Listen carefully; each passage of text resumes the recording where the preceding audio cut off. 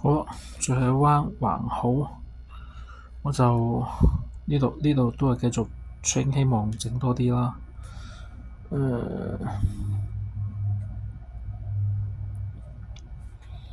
跟住我睇下有啲咩先。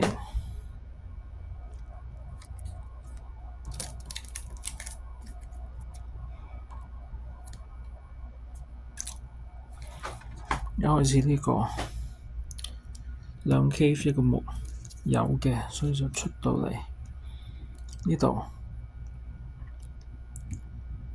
兩個兩木都齊嘅，出兩個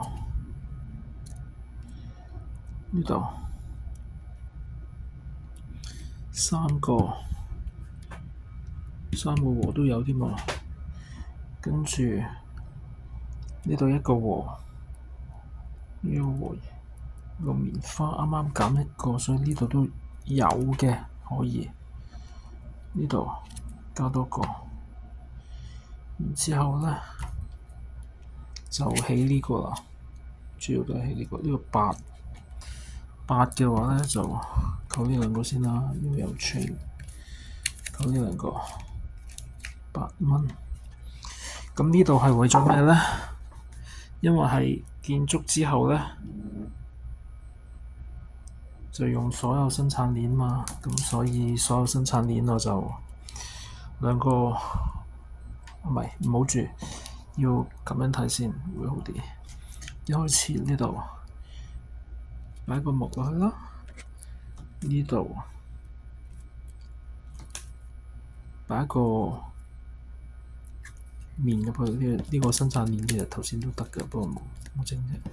呢度哇咁啊，要面同埋 chocolate 1、2、3、4、2、4、5、6、7、8，就擺晒喺呢度啦。生產鏈呢度咧，其實係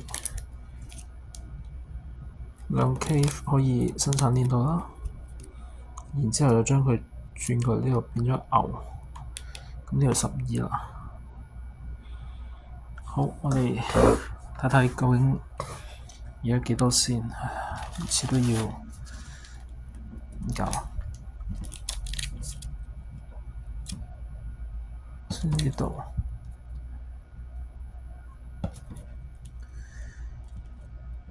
計咗基本貨物先啦，我睇下呢度啊，等陣先。